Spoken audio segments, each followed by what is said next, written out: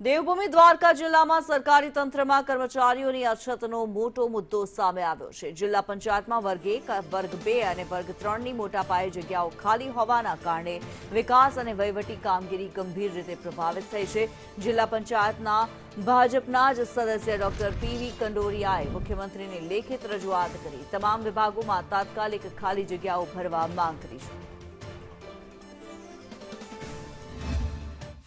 જિલ્લા પંચાયત દેવભૂમિ દ્વારકા છે એની મહેકમ જો આમ જુઓ તો 466 છે કે વર્ગ 1, 2 અને 3 આ બધાની 466 જગ્યાઓ છે અને આ જગ્યાઓમાંની ખાલી તપાસ કરતા 262 જેટલી જગ્યાઓ ભરાયેલી છે અને બીજી જગ્યાઓ વર્ગ 1, 2 અને 3ની ખાલી છે। તો મેં પણ સરકારશ્રીની રજૂઆત પણ કરી છે અને લેટર પણ કર્યો છે કે જો આ જગ્યાઓ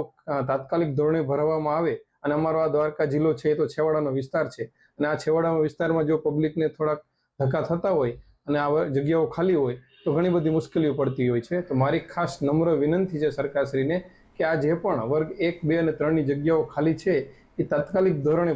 ભરવામાં આવે